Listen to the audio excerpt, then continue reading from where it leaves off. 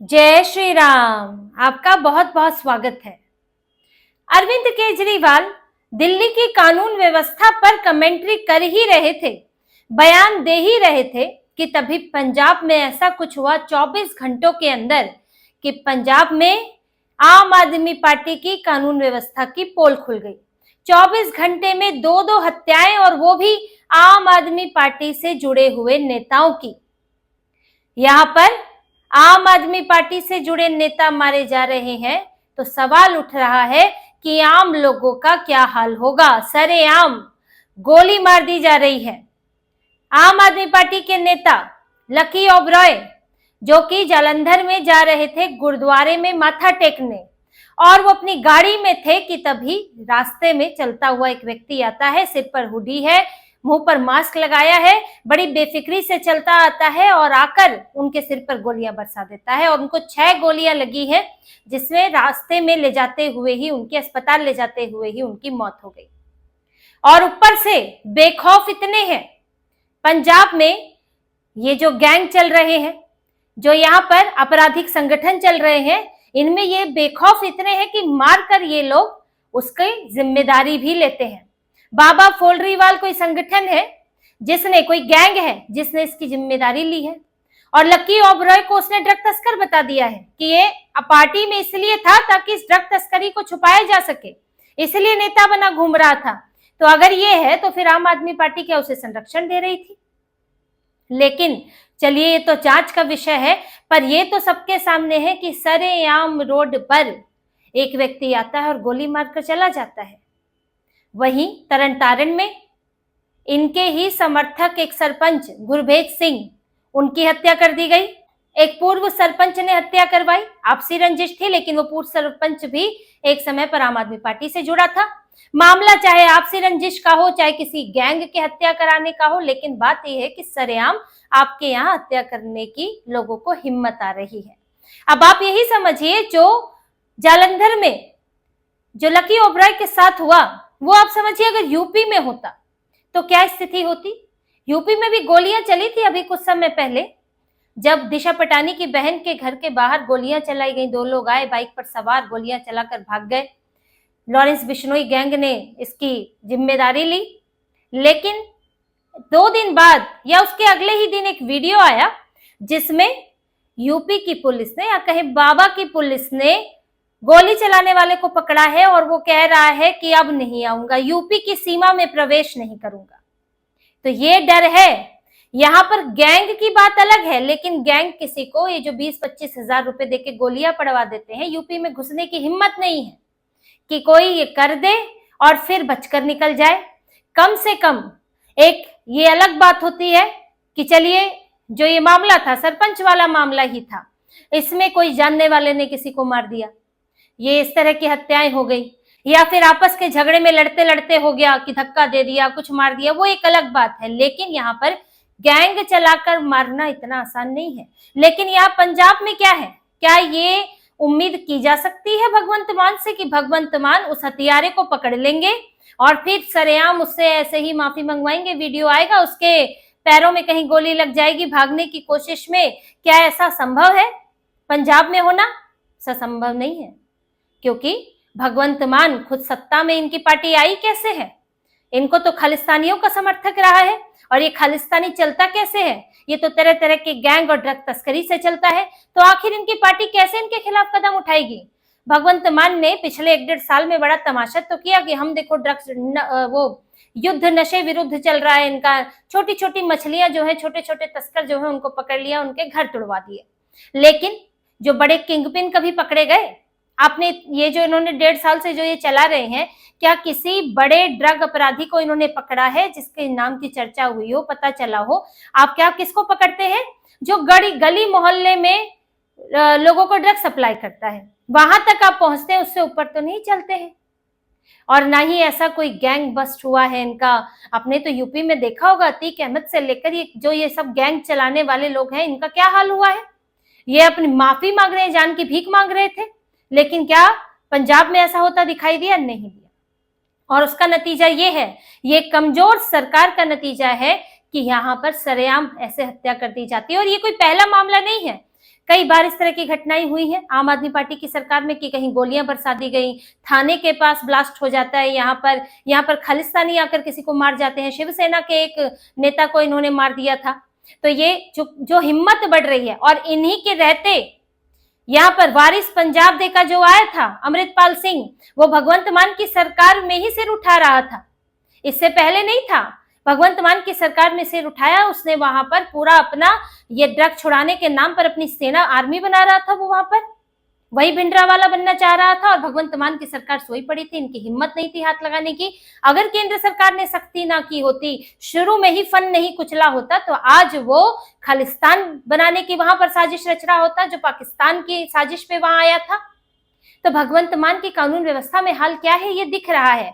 और अब ये हाल है जब अरविंद केजरीवाल वहां पर खुद मुख्यमंत्री बने बैठे हैं कि मैं यहाँ पे सब संभाल रहा हूं, लेकिन अब आप इसका जवाब दें कि ये सरेआम हत्या करने की हिम्मत और ऊपर से उसकी जिम्मेदारी लेने की हिम्मत भी आ रही है। ये हिम्मतें तब आती है जब ये पता लगता है, जब ये पता होता है अपराधियों को कि उनके खिलाफ कुछ नहीं हो सकता, उनके खिलाफ कोई कार्रवाई नहीं हो सकती, कोई नहीं पकड़ सकता, हाथ नहीं डाल सकता, तभी हिम्मत आती है।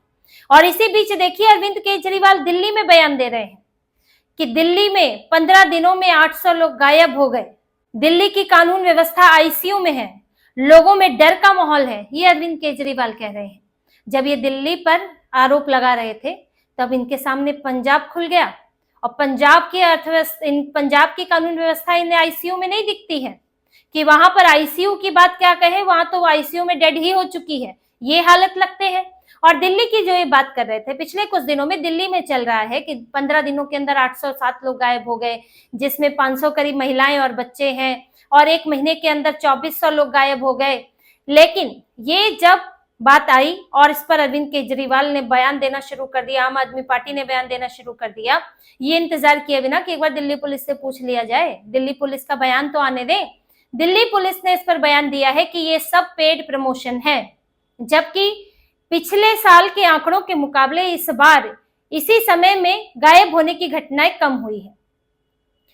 ये जो 804 का आंकड़ा दे रहे हैं 15 दिनों में, 804 का आंकड़ा नहीं है, और इसके पीछे पेड प्रमोशन है। दिल्ली पुलिस ने पता लगाया है, ये एक्स पर पोस्ट किया है कि जब कुछ जांच की गई, कुछ इसको पड़ताल की गई, तो पता चला कि इसके पीछे पेड प्रमोशन है, पैसा देकर इस चीज को आगे बढ़ाया जा रहा है।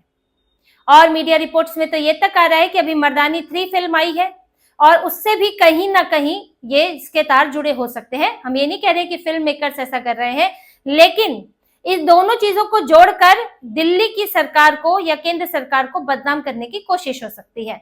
मर्दानी 3 की भी कहानी यही है कि अचानक से लड़कियां गायब होना शुरू होती हैं, और फिर पुलिसकर्मी जो है, जो रानी मुखर्जी है, उनका कैरेक्टर है एक पुलिस अधिकारी का, तो वो उसकी जांच शुरू करती है।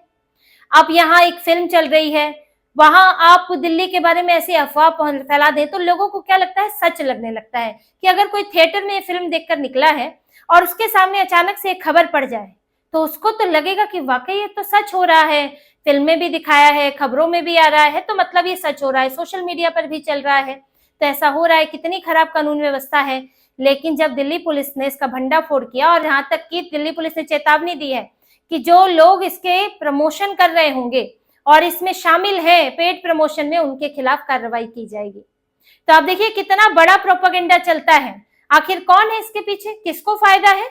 दिल्ली की पुलिस को बदनाम करके, दिल्ली की सरकार को बदनाम करके, आखिर ये फायदा जिनको है उनका पता लगना चाहिए कि आप एक लोगों में एक भ्रम पैदा करने की और डर पैदा करने की कोशिश कर रहे हैं। ये एक डर, लोग घर से निकलने से डरे, आप ये चाहते हैं कि कोई चीज अगर वाकई इतनी खराब है तो उसके बारे में पता होना चाहिए, लेकिन झूठे आंकड़ों से तो आपको नहीं करना चाहिए।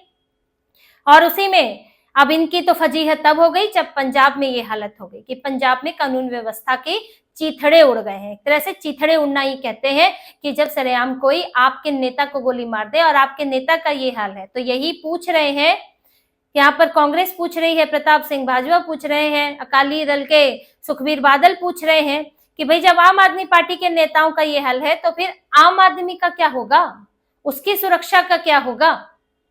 तो अब ये बताएं भगवंत मान कि आपकी सरकार में ये क्राइम रेट का ये स्थिति क्यों है? आपकी सरकार में ड्रग तस्करी पर कोई नियंत्रण क्यों नहीं हुआ? आपने तो बड़े बड़े वादे किए थे। आपकी सरकार में ये गैंग क्यों पनप रहे हैं और इस तरह से हिम्मत क्यों दिखा रहे हैं। तो ये पहले ही कई चीजों को लेकर इनकी सरकार घिरी हुई थी। भगवंत मान घिरे हुए थे कि अर्थव्यवस्था के स्तर पर तो हालत खराब है ही, लाखों करोड़ के कर्जे में इनकी सरकार डूबी हुई है, पंजाब डूबा हुआ है। उसके बाद भी ये लोग रेवड़ियां बांटने की कोशिश कर रहे हैं, तरह तरह की ऐसी योजनाएं ला रहे हैं जिससे सरकार का बोझ बढ़ेगा। और जहां अब अर्थव्यवस्था के लेवल पर आप फेल हो रहे हैं, यानी कि आपने देखिए रेवेन्यू जनरेट करने के, रेवेन्यू बढ़ाने के आपने साधन खोजने की कोशिश नहीं की। आपने क्या किया, आप लाए वो लैंड पूलिंग पॉलिसी, जिससे भी अल्टीमेटली जो फायदा उसमें बताया गया वो तो आम आदमी पार्टी को होना था, बजाय कि लोगों के उसका विरोध हुआ तो वही पुरानी सरकारी जमीन बेचने की आप स्कीम लेकर आ गए। तो आपने क्या अतिरिक्त किया है यहाँ पर कि सरकार का बोझ कम हो सके। यहाँ तक कि आप जो अभी यहाँ पर बाढ़ आई उसका मुआवजा देने में आपकी हालत खराब हो रही है। तो अर्थव्यवस्था के मोर्चे पर तो फेल थे ही, अब यहाँ कानून व्यवस्था के मोर्चे पर भी फेल होते दिख रहे हैं। तो भगवंत मान घिर चुके हैं, दिल्ली में घेरने चले थे लेकिन ये फिलहाल घिर चुके हैं। और अभी जहां पर सिख धर्म को लेकर इनकी पार्टी के ऊपर भगवंत मान पर आरोप है, अतिशी अपमान करने का आरोप है, सिख गुरुओं का, सिख धर्म का अतिशी मरलीना इसमें फंसी हुई है। अब इनके सामने कानून व्यवस्था भी मुंह भाए खड़ी है और भगवंत मान से बोलते नहीं बन रहा है, कोई बयान इस पर नहीं आ रहा है। तो इनकी पार्टी घिर चुकी है, भगवंत मान घिर चुके हैं और पार्टी के अंदर जो टूट फूट चल रही है वो अपनी जगह है ही। अब अगले ही साल चुनाव है और ऐसे में अरविंद केजरीवाल की हालत खराब है। अब देखिएगा इसके बाद तुरंत फिर भगवंत मान को कसने पहुंच जाएंगे और लेकिन इस बीच नहीं जाएंगे। इस बीच पहले भगवंत मान को सारा लोगों का गुस्सा, पार्टियों के ताने सुनने देंगे कि भगवंत मान ने गड़बड़ की है। उसके बाद पहुंचेंगे, जब कुछ अच्छा दिखाना होगा तब पहुंचेंगे, ये दिखाने की देखो मैं तो भगवंत मान को रिप्लेस करने ही वाला हूँ, यहाँ तो मैं चला रहा हूँ। ये अरविंद केजरीवाल की स्ट्रैटेजी है। जब बाढ़ आई थी तो ये नहीं गए थे, जब सब कुछ निपट गया उसके बाद गए थे। तो फिलहाल आम आदमी पार्टी की सरकार पंजाब में फंस चुकी है, भगवंत मान के लिए मुसीबत है, दोबारा कुर्सी पाना मुश्किल हो रहा है। और यहाँ तक कि आम आदमी पार्टी के लिए अपनी पार्टी बचाना और पंजाब में एक सम्मानजनक, यहाँ पर चुनाव में सम्मानजनक नतीजे पाना ही इनके लिए बड़ा मुश्किल हो गया है। तो इसी तरह की और खबरें और विश्लेषण आपके लिए लाते रहेंगे, हमसे जुड़े रहिए, सब्सक्राइब कीजिए, कमेंट कीजिए। बहुत बहुत धन्यवाद। जय श्री राम।